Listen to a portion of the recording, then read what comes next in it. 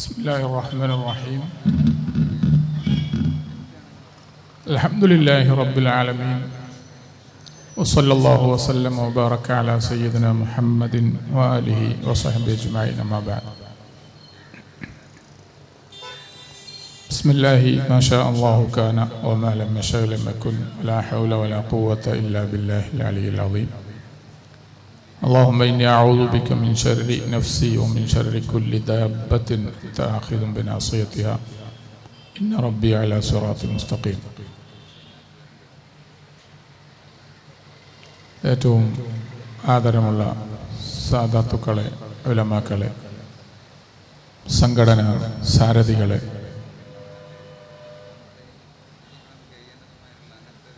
പ്രിയപ്പെട്ട SSFന്റെ കർമ്മധീരരായ പ്രവർത്തകരെ, വിദ്യാർത്ഥികളെ, ഉദ്ഘാടനത്തിലും അതിനു മുമ്പുമൊക്കെ നാം കേട്ടതുപോലെ കാലത്തോട് സംവദിക്കുന്ന പ്രസക്തമായ ഒരു ആശയം, അതിൻ്റെ വിവിധ വശങ്ങളാണ് ഇവിടെ അക്കാദമിക് സെമിനാറിൽ ചർച്ച ചെയ്യപ്പെടുന്നത്.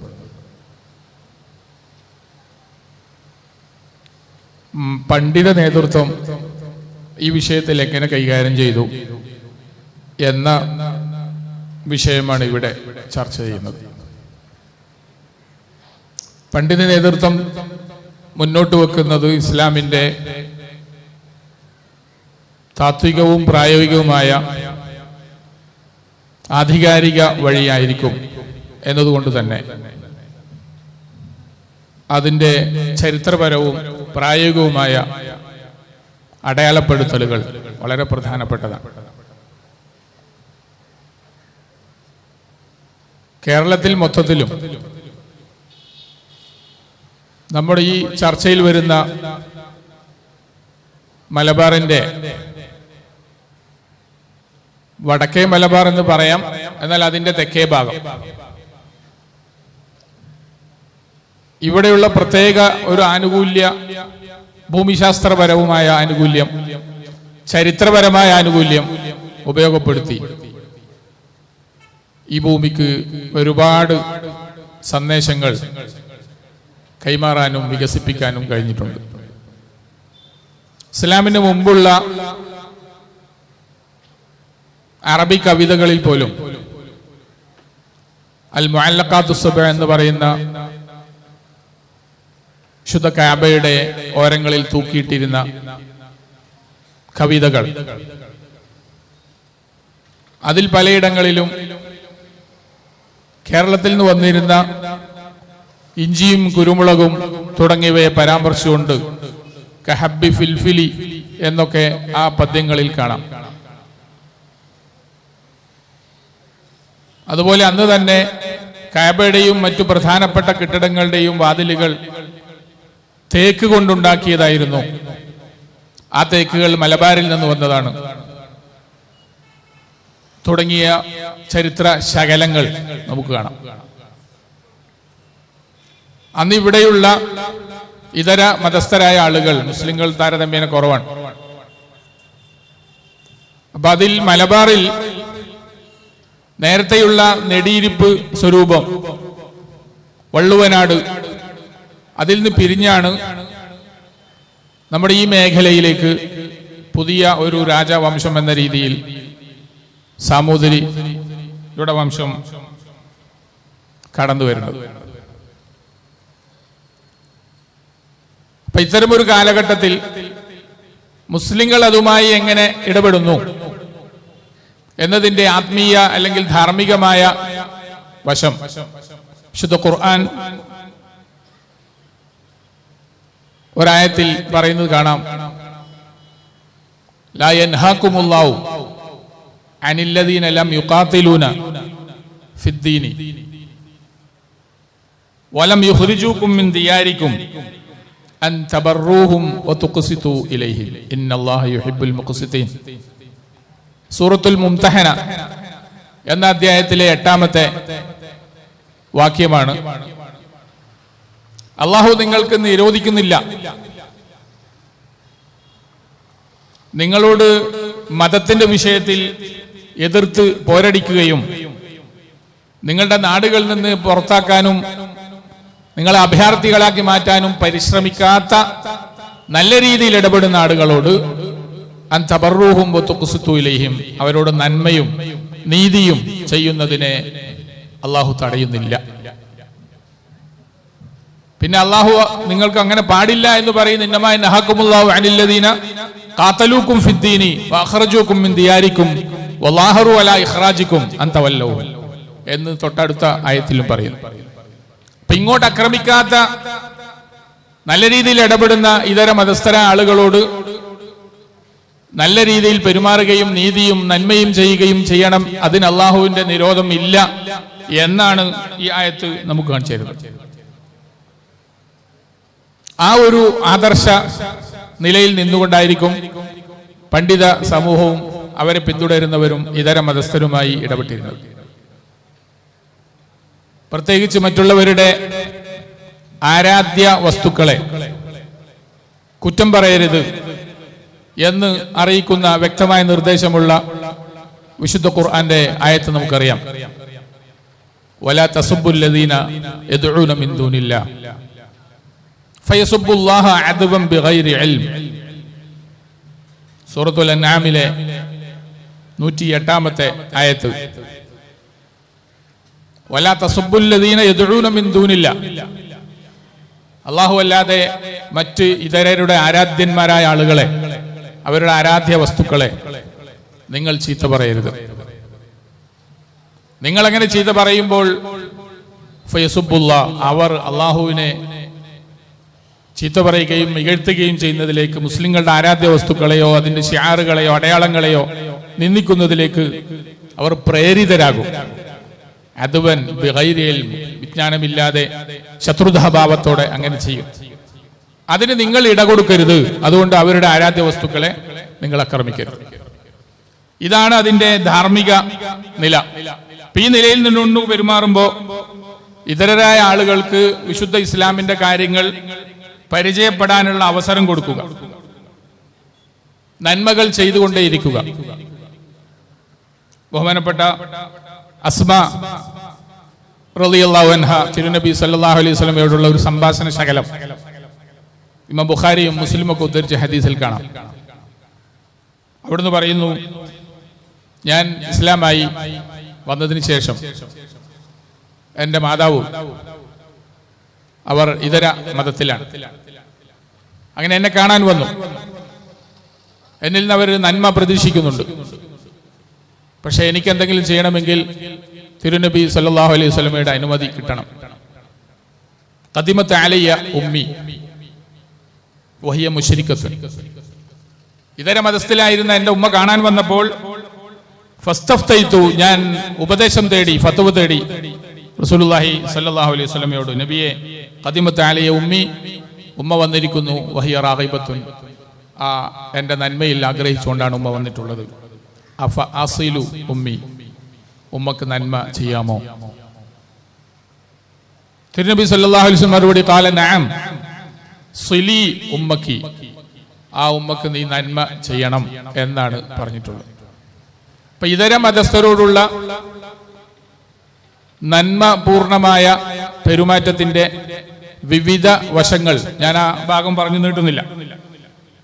ബഹുമാനപ്പെട്ട ഉമർ ഇബ്നുൽ ഖത്താബ് റളിയല്ലാഹു അൻഹുവിന്റെ ഭരണകാലത്ത് വിശാലമായ അന്നത്തെ ഇസ്ലാമിക സാമ്രാജ്യം, അവിടെ ഇസ്ലാമിക സൈന്യമുണ്ട്, ദീനി കാര്യങ്ങൾ പറഞ്ഞു കൊടുക്കാനുള്ള നേതൃത്വമുണ്ട്, ദായികളുണ്ട്. എന്നാലും അമീറുൽ മുഅ്മിനീനായ ഉമർ ഇബ്നുൽ ഖത്താബ് റളിയല്ലാഹു അൻഹു അവിടെയുള്ള പ്രായമേറിയ ക്രിസ്ത്യാനി വംശത്തിൽപ്പെട്ട ഒരു വൃദ്ധ അവരുടെ മുമ്പിൽ ഇസ്ലാമിന്റെ കാര്യങ്ങൾ പറഞ്ഞു കൊടുക്കുകയാണ്. ഇസ്ലാം അസ്ലിമി തസ്ലമി, ഇസ്ലാമിലേക്ക്, ആ നല്ല ചിന്തയിലേക്കും നല്ല മാർഗത്തിലേക്കും നിങ്ങൾക്ക് വരാം, വന്നാൽ നിങ്ങൾ പരലോകത്തും ഇഹലോകത്തും രക്ഷപ്പെടും എന്ന് പറഞ്ഞ് അവരെ ക്ഷണിക്കുന്നു. എല്ലാ ആനുകൂല്യങ്ങളുമുള്ള ഉമറിനെ ആരും എതിർക്കാനില്ലാത്ത അവസ്ഥയിൽ എങ്ങനെയാണ് അദ്ദേഹം പെരുമാറുന്നത് എന്നുള്ളത് വളരെ ശ്രദ്ധേയമാണ്. ആ ക്ഷണത്തിന് ഈ വൃദ്ധയായ ക്രിസ്ത്യാനി മതത്തിൽപ്പെട്ട ആ സ്ത്രീ പറയുന്ന മറുപടി, അജൂസ്, ഞാൻ പ്രായമായ വൃദ്ധയാണ്, മരണത്തോടടുത്തിരിക്കുന്നു. അപ്പൊ ഈ സമയത്ത് എനിക്ക് എൻ്റെ ഇതുവരെ ശീലിച്ച ആ മതശൈലിയും ആരാധനാ രീതിയും മാറ്റാൻ ബുദ്ധിമുട്ടാണ്. ഉമറിന്റെ മുന്നിൽ നിന്ന് അങ്ങനെ പറയുന്ന ആ വനിതയെ, വൃദ്ധയായ ആ വനിതയെ മഹാനായ ഉമർ റളിയല്ലാഹു അൻഹു ഒന്നും ചെയ്യുന്നില്ല. യാതൊരുവിധ പീഡനത്തിനോ അക്രമത്തിനോ അവഹേളനത്തിനോ വിധേയമാക്കുന്നില്ല. മറിച്ച് അദ്ദേഹം ചെയ്യുന്നത് എന്താണ്? അല്ലാഹുമ്മ ഫശ്ഹദ്, പടച്ചവനെ, എനിക്ക് ചെയ്യാനുണ്ടായിരുന്നത് ഈ ഇസ്ലാമിനെ അവരുടെ മുമ്പിൽ കാണിച്ചു കൊടുക്കലായിരുന്നു, ഞാനിതാ ചെയ്തിരിക്കുന്നു. ഇതവർ സ്വമേധയാ സ്വീകരിച്ചാൽ അത് അവർക്ക് ഗുണം, ഇല്ലെങ്കിൽ ഇവിടെ ജീവിക്കുന്ന ഇതര ആളുകളെയും സംരക്ഷിക്കേണ്ട ബാധ്യത ഭരണാധിപൻ എന്ന നിലയ്ക്ക് എനിക്കാണ് എന്ന് പറഞ്ഞുകൊണ്ടാണ് അദ്ദേഹത്തിന്റെ ആ ഹദീസിന്റെ അവസാന ഭാഗത്ത് നാം കാണുന്നത്. അപ്പൊ ഈ ഒരു പ്ലാറ്റ്ഫോമിൽ നിന്നുകൊണ്ടായിരിക്കും പണ്ഡിത നേതൃത്വം അന്നും മറ്റു സമയങ്ങളിലും പെരുമാറിയിട്ടുണ്ടാവുക എന്നതാണ് നമുക്ക് ആ വിഷയത്തിൽ ആദ്യമായി പറയാനുള്ളത്. ഈ ഭാഗത്ത് ആദ്യം എടുക്കപ്പെട്ട പള്ളി ഹിജറ 121 ചാലിയം പള്ളിയും 122 പന്തലായനി പള്ളിയും നിർമ്മിച്ചു എന്ന് കരുതപ്പെടുന്നു. ഹിജറയുടെ ആദ്യ വർഷങ്ങളിൽ തന്നെ നിർമ്മിച്ചതായി രേഖകളുള്ള മാടായി പള്ളി പോലുള്ള ഇതര പള്ളികൾ മറ്റു ഭാഗങ്ങളിലുണ്ട്. കൊടുങ്ങല്ലൂരാണ് ആദ്യത്തെ പള്ളി ഉണ്ടായെന്ന് നമുക്കറിയാം. ഇപ്പൊ ചാലിയത്തായിരുന്നു അന്നത്തെ പ്രധാനപ്പെട്ട ഭരണപരവും അതുപോലെ പണ്ഡിതന്മാരുടെയും ഒക്കെ നേതൃത്വം ഉണ്ടായിരുന്നത്. പിന്നെയാണ് കോഴിക്കോട് പട്ടണത്തിലേക്ക് ആ ഭരണപരമായ കാര്യങ്ങളും മറ്റും മാറി വരുന്നത്. അപ്പൊ ആ സമയത്തുള്ള പ്രധാന ഖാദിമാർ മാലിക് ബിൻ ഹബീബിന്റെ പൗത്രൻ സൈനുദ്ദീൻ എന്നവരാണ് ചാലിയത്തെ ആദ്യത്തെ ഖാദി എന്ന് ചരിത്രങ്ങളിൽ കാണുന്നു. നാം ഇവിടെ ചർച്ച ചെയ്യുന്ന സാമൂതിരിയുടെ കാലഘട്ടത്തിൽ ഏതാണ്ട് 5 or 6 നൂറ്റാണ്ടുകൾ, 12ാം നൂറ്റാണ്ട് മുതൽ ഏതാണ്ട് 17, 18 നൂറ്റാണ്ട് വരെ നീണ്ടു നിൽക്കുന്ന സാമൂതിരിയൻ കാലഘട്ടം. ആ കാലത്തുള്ള പ്രധാനപ്പെട്ട പണ്ഡിതന്മാരുമായി എത്രമാത്രം അടുത്തു പെരുമാറി ഇതിന്റെ വളരെ ചെറിയ ചില അംശങ്ങൾ മാത്രമാണ് ഞാനിവിടെ പങ്കുവെക്കുന്നത്. ശ്രദ്ധേയമായ ഒരു സംഭവം അവിടെ കാണിക്കുന്നത് 1531 ചാലിയത്ത് പോർച്ചുഗീസുകാരുണ്ടാക്കിയ കോട്ട. സാമൂതിരിയോട് ഒരു ഉപായത്തിൽ സമ്മതം വാങ്ങി കോട്ടയുണ്ടാക്കുന്നു. മരക്കാർ, കുഞ്ഞാലി മരക്കാരും മറ്റു മരക്കാരുമായ മരക്കാർ നാവിക സൈന്യം അവരുടെ നേതൃത്വത്തിലുള്ള അവരോട് ബന്ധപ്പെടുന്ന മുസ്ലിങ്ങൾ അവർ ഈ തന്ത്രപ്രധാനമായ സ്ഥലത്ത് ഒരു കോട്ടയുണ്ടാക്കിയാൽ അത് സാമൂതിരിയുടെ താല്പര്യത്തിനും മുസ്ലിങ്ങളുടെ താല്പര്യത്തിനും പുറമെയുള്ള വിദേശികളുമായി കച്ചവടം ചെയ്യുന്നതിനും ഒക്കെ വിരുദ്ധമാകും എന്ന് പറഞ്ഞിട്ടും ആ സ്ഥലത്ത് കോട്ട ഉണ്ടാക്കപ്പെടുകയാണ്. അങ്ങനെ ആ 31 ഉണ്ടാക്കപ്പെട്ട ആ കോട്ട ഏതാണ്ട് 10-40 വർഷം നിലനിന്നു. അത്രയും കാലം കൊണ്ട് പോർച്ചുഗീസുകാർ ഇവിടെയുള്ള ധനികന്മാരും സാധാരണക്കാരുമായ, പ്രത്യേകിച്ച് മുസ്ലിം കച്ചവടക്കാരും പൊതുജനങ്ങളും അവരോട് ചെയ്യാവുന്ന തരത്തിലുള്ള ക്രൂരതകളെല്ലാം ചെയ്യുകയും ശക്തമായ അക്രമങ്ങൾ ഒളിഞ്ഞും തെളിഞ്ഞും നടപ്പാക്കുകയും ചെയ്തു. അപ്പോ ഭരണത്തിലിരുന്ന സാമൂതിരി നിസ്സഹായനാകുന്ന, പെട്ടെന്ന് അതിനെ കൈകാര്യം ചെയ്യാൻ ബുദ്ധിമുട്ടാകുന്ന ഒരു അവസ്ഥയാണ് കാണുന്നത്. അങ്ങനെ അദ്ദേഹത്തിന്റെ മുസ്ലിം നാവിക സൈന്യം അവരും മുസ്ലിങ്ങളുടെ പ്രധാനപ്പെട്ടതിലുണ്ട്, അതേ നായർ പടയാളികളുണ്ട്. ഇവരോടൊക്കെ ആലോചിച്ച് ഒരു കൂട്ടായ മുന്നേറ്റം ഇതിനെതിരെ വേണമെന്ന് തീരുമാനിക്കുകയാണ്. അപ്പൊ അന്നുള്ള കോഴിക്കോട് ഖാദി വംശത്തിൽ അന്നുണ്ടായിരുന്നത് ഖാദി അബ്ദുൽ അസീസ് അഥവാ ഖാദി മുഹമ്മദ് എന്നവരുടെ പിതാവ്. ഖാളി അബ്ദുൽ അസീസ് എന്നവരുടെ ഖാളിയായി നിലനിൽക്കുന്നു. ആ കാലത്ത് ഇന്ന് നാം അറിയുന്ന ഇടിയങ്ങര ഷെയ്ഖ് പള്ളി, അവിടെ മറവിട്ട് കിടക്കുന്ന മാമുക്കോയ എന്ന പേരിൽ അറിയപ്പെടുന്ന ഷെയ്ഖ് അബുൽ വഫ മുഹമ്മദ് ബിൻ അലാവുദ്ദീൻ അൽ ഹിംസി മഹാനവർകൾ എന്ന് ജീവിച്ചിരിപ്പുണ്ട്. അത്തരം ആത്മീയ നേതൃത്വത്തെയും ഖാളിമാരെയും അതുപോലെ പൊന്നാനി മഖ്ദൂമിൽപ്പെട്ട അബ്ദുൽ അസീസ് മഖ്ദൂം ഇവരെല്ലാം ഒത്തുചേർന്ന് കോഴിക്കോട് ജുമുഅത്ത് പള്ളിയിൽ സമ്മേളിക്കുകയും അവിടെ സാമൂതിരി പങ്കെടുക്കുകയും അങ്ങനെ ആ കൂട്ടായ മുന്നേറ്റത്തിലൂടെ ഈ പോർച്ചുഗീസുകാരുടെ അക്രമപരമായ മുന്നേറ്റത്തിന് തടയിടാൻ തീരുമാനിക്കുകയും ആ തീരുമാനത്തിന്റെ അടിസ്ഥാനത്തിൽ മുസ്ലിങ്ങൾ ഒന്നായി അതിന്റെ പിന്നാലെ മറ്റുള്ള എല്ലാവരും ചേർന്നുകൊണ്ട് 1570 ഏതാണ്ട് ഒരു 40 കൊല്ലത്തിന് ശേഷം ചാലിയത്തേക്ക് ഉപരോധം ഏർപ്പെടുത്തുകയും ചെയ്യാൻ. ഒരു വർഷം നീണ്ടുന്ന ഉപരോധം പെട്ടെന്ന് വിജയിക്കാൻ പറ്റുന്നില്ല. ഈ ഉപരോധത്തിന്റെ വിവിധങ്ങളായ ഘട്ടങ്ങൾ ചരിത്രത്തിൽ രേഖപ്പെടുത്തിയിട്ടുണ്ട്. പക്ഷെ ഒരു വർഷത്തോളം കഴിഞ്ഞു വരുമ്പോൾ പൂർണ്ണമായും വിജയം നേടുകയും അക്രമ കുതന്ത്രങ്ങൾ ഉദ്ദേശിച്ചുകൊണ്ട് പോർച്ചുഗീസുകാരുണ്ടാക്കിയ ആ കൊട്ടാരത്തിന്റെ ആ കോട്ടയുടെ അടിക്കലടക്കം ഇളക്കി മാറ്റി അവിടെ ഒന്നുമില്ലാത്ത രീതിയിൽ അതിനെ നശിപ്പിക്കാൻ മത നേതൃത്വത്തിന്റെ നിർദ്ദേശപ്രകാരം നീങ്ങിയ ഈ മുന്നണിക്ക് കഴിഞ്ഞു എന്നത് അതൊരു രാഷ്ട്രീയ പോരാട്ട വിഷയം മാത്രമല്ല, മതപരമായ രീതിയിൽ നേതൃത്വം എങ്ങനെ ഇടപെട്ടിരുന്നു വേണ്ട സമയത്ത് എന്നതിന്റെ വളരെ ശ്രദ്ധേയമായ ഒരധ്യായമായി നമുക്കതിനെ കാണാൻ പറ്റും. ആ വിവരണം ഖാളി അബ്ദുൽ അസീസ് എന്നവരുടെ കാലത്തല്ല, അതിന്റെ ശേഷം വന്ന ഖാളി മുഹമ്മദ് എന്നവർ, നമ്മൾ അറിയുന്ന വഹീദി മാലയുടെ കർത്താവായ അദ്ദേഹം തന്റെ ഫതഹുൽ മുബീൻ എന്ന കവിതയിൽ വളരെ വ്യക്തമായി രേഖപ്പെടുത്തുകയും അത് പിന്നീട് വന്ന പണ്ഡിതന്മാരിൽ പലരും പരിഭാഷപ്പെടുത്തി. പള്ളിപ്പുറം അബ്ദുൽ ഖാദർ മുസ്ലിയാർ പരിഭാഷപ്പെടുത്തിയിട്ടുണ്ട്. പിന്നെ അതിനുശേഷം വന്ന ഇന്ന് നിലവിലുള്ള മാർക്കറ്റിലുള്ള മറ്റ് പരിഭാഷകളുണ്ട്. വളരെ ശ്രദ്ധേയമായ ഒരു ഏടാണ്. അതിന്റെ ഒരു പ്രത്യേകത, ഈ ഒരു കവിതയിൽ ഞാൻ ഈ വിഷയം പറയുന്നത് മുസ്ലിങ്ങളോട് ഏറ്റവും നന്നായി പെരുമാറുന്ന സാമൂതിരി എന്ന രാജാവിനെ, അദ്ദേഹത്തിന്റെ നന്മകളെ കുറിച്ച് പുറം ലോകം അറിയണം. അതുകൊണ്ട് ഞാൻ ഇതിനെ അറബിയിൽ രേഖപ്പെടുത്തുന്നു. മറ്റൊന്ന്, അത് സമർപ്പിക്കുന്നത് തന്നെ സാമൂതിരിക്കാൻ. അപ്പൊ ഇത്രയും നല്ല ഒരു രീതിയിലുള്ള ഇടപെടൽ ഉണ്ടാകുന്നതിന് മതനേതൃത്വം, ആ മതനേതൃത്വത്തെ ബഹുമാനിച്ചുകൊണ്ട് രാജാവ് എന്ന രീതിയിൽ സാമൂതിരിയും പെരുമാറി എന്നത് വളരെ ആ കാലത്തുള്ള പണ്ഡിതന്മാരുടെ വളരെ കൃത്യമായ ഇടപെടലിന്റെ ഫലമായിരിക്കും എന്ന് നമുക്ക് മനസ്സിലാക്കാൻ കഴിയും.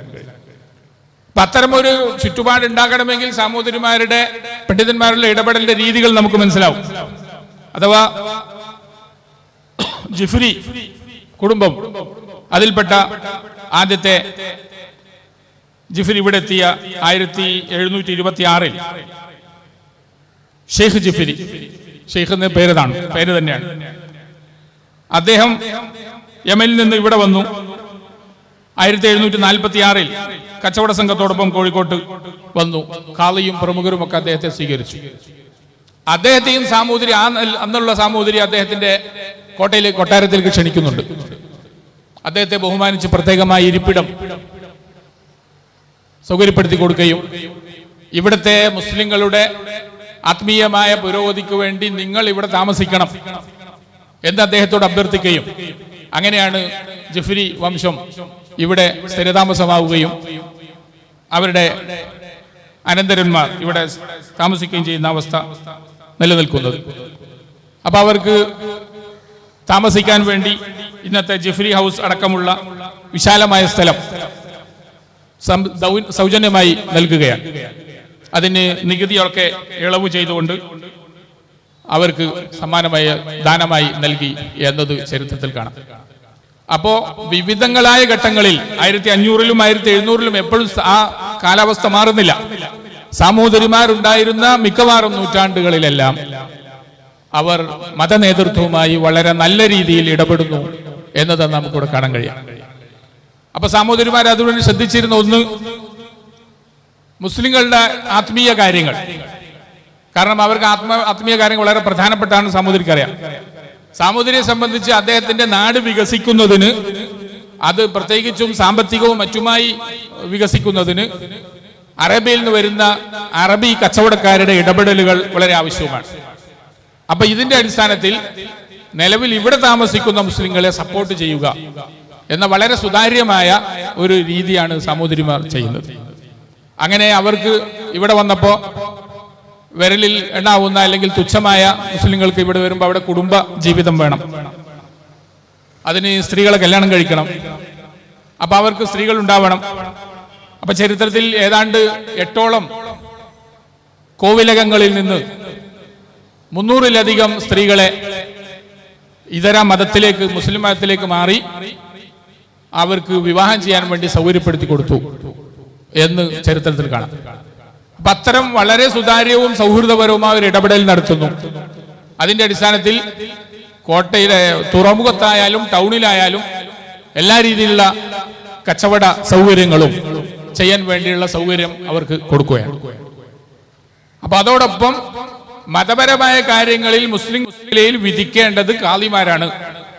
അപ്പൊ കൊട്ടാരത്തിൽ മറ്റുള്ള എല്ലാവിധ ദർബാർ കൂടുന്നതിനോടൊപ്പം മുസ്ലിം കാളിക്ക് ഒരു ഇരിപ്പിടം, മുസ്ലിങ്ങളുടെ പ്രശ്നം വരുമ്പോൾ കാളിയോട് ചോദിക്കാം. കാളി തീരുമാനിക്കുന്നതനുസരിച്ചുള്ള ശിക്ഷ സാമുദ്രിക നേതൃത്വത്തിൽ നടപ്പാക്കുക എന്ന വളരെ ആശ്വാസവും അല്ലെങ്കിൽ പ്രോത്സാഹജനകവുമായ ഒരു രീതി. എത്രത്തോളം എന്നാൽ വെള്ളിയാഴ്ച പള്ളിയിൽ പോകാത്ത മുസ്ലിങ്ങൾക്ക് ഈ കാളിയുടെ നിർദ്ദേശപ്രകാരം സാമൂതിരി ശിക്ഷ വിധിക്കാം. അങ്ങനെ ആരും തന്നെ അവരുടെ മത പ്രാക്ടീസിൽ നിന്ന് ഒഴിവായി പോകാൻ പാടില്ല എന്ന രീതി. അപ്പൊ അവരുടെ സാമൂഹികവും വൈയക്തികവുമായ കാര്യങ്ങളിൽ ഇടപെടുന്ന അതിന് നല്ല രീതിയിൽ അടുക്കുന്നു. അതോടൊപ്പം മുസ്ലിങ്ങൾ ഇങ്ങോട്ട് വരുന്ന സഞ്ചാരികളും ഇവിടെയുള്ള പൗരപ്രമുഖന്മാരും പ്രധാനികളും എല്ലാം നല്ല അഭിപ്രായം പറഞ്ഞ് ഇതര സന്ദർശകരോടും നല്ല രീതിയിൽ പറഞ്ഞ് സാമൂതിരിമാരെ കുറിച്ച് മുസ്ലിങ്ങൾക്ക് നല്ല ചിന്തയും നല്ല ധാരണയും ഉണ്ടാവുകയാണ്. അപ്പോൾ അതുകൊണ്ട് തന്നെ അദ്ദേഹത്തിന് മറ്റ് ഇതര ഭാഗങ്ങളിലുള്ള രാജാക്കന്മാർക്കില്ലാത്ത സാമ്പത്തികമായ ഉയർച്ച, പിന്നീട് ടിപ്പു സുൽത്താൻ കേരളത്തിലേക്ക് വരുന്നതിനുള്ള കാരണമായി പറയുന്നത് പാലക്കാട്ടെ രാജാവ് സാമൂതിരിയുടെ അക്രമം ഭയന്നിട്ട് മൈസൂരിൽ നിന്ന് ഹൈദരലിയെ സഹായത്തിന് വിളിക്കാൻ. അപ്പം അവരെ ആക്രമിക്കാൻ മാത്രം ഇവിടെ ഉണ്ടായിരുന്നത് സാമൂതിരിയുടെ ഉയർച്ചയാണ്. അതോടൊപ്പം മറ്റു ഇതര കൊച്ചി തുടങ്ങിയ മറ്റു ഭാഗങ്ങളിലുള്ളതിനേക്കാൾ സാമൂതിരിക്ക് സാമ്പത്തികമായ ഉയർച്ചയുണ്ട്. ഇതിന്റെയൊക്കെ പിന്നിൽ അറബി വംശന്മാരും കച്ചവടക്കാരുമാണ്. അപ്പൊ അവര് ഏറ്റവും നല്ല മുസ്ലിങ്ങളോടുള്ള ഇടപെടൽ കൊണ്ടും പ്രത്യേകിച്ച് മത നേതൃത്വം അതിനുള്ള എല്ലാവിധ സപ്പോർട്ടുകളും ചെയ്തതുകൊണ്ടാണ് എന്ന് നമുക്ക് അവിടെ മനസ്സിലാക്കാൻ കഴിയും. അതോടൊപ്പം വിവിധ പള്ളികൾ, മിസ്കാൽ പള്ളി, കുറ്റിച്ചിറ പള്ളി തുടങ്ങിയ പള്ളികൾ നൂറ്റാണ്ടുകളുടെ ചരിത്രം പേറുന്ന ഒരുപാട് സംഗമങ്ങളും അതിനൊക്കെ സാമൂതിരിയുടെ ആനുകൂല്യങ്ങളും, ചില പള്ളികളുടെ നിർമ്മാണത്തിന് സാമൂതിരി കൊടുത്ത ആനുകൂല്യങ്ങളുടെ രേഖകൾ തന്നെ, ഉദാഹരണത്തിന് 13-ാം നൂറ്റാണ്ടിൽ കുറ്റിച്ചിറ മുച്ചുന്തി പള്ളി അതിന്റെ നടത്തിപ്പിന് വേണ്ടി സ്വത്തും പണവും നൽകി എന്നതിന്റെ ശിലാഫലകം അവിടെ സൂക്ഷിച്ചിരിക്കുന്നു എന്ന് കോഴിക്കോട്ടെ മുസ്ലിങ്ങളുടെ ചരിത്രം പറയുന്ന ഗ്രന്ഥത്തിൽ കാണാം. അപ്പോ രാജദർബാറിലുള്ള പ്രത്യേകമായ കാളിയുടെ ഇരിപ്പിടത്തിന് പുറമെ ഇതര സ്ഥലങ്ങളിൽ ദീനീപരമായ മുന്നേറ്റത്തിന് വേണ്ടി ഇടപെടാൻ, അതിന് സഹായിക്കാൻ വേണ്ട നിർദ്ദേശം, ആർജവം സാമൂതിരിക്ക് കിട്ടുന്നത് ഈ പണ്ഡിതന്മാരുടെ ഇടപെടൽ കൊണ്ടായിരിക്കും എന്ന് വളരെ വ്യക്തമായി മനസ്സിലാക്കാൻ കഴിയും. മറുവശത്ത് പോരാട്ടവേദിയിൽ തിളങ്ങുന്ന മരക്കാർമാർ, അവരെയും പലപ്പോഴും പണ്ഡിതന്മാരുമായി ബന്ധപ്പെടാനും അതുപോലെ ഇവിടെയുള്ള സാത്വിക ആധ്യാത്മിക ആചാര്യന്മാരുമായി, അബുൽ വഫ ഇബ്നു അലാവുദ്ദീൻ ഹിംസിയെ നമുക്കറിയാം. അദ്ദേഹം അന്നു മുതൽ വളരെ ഉന്നതമായ ഒരു ആത്മീയ നിലവാരത്തിലായിരുന്നു.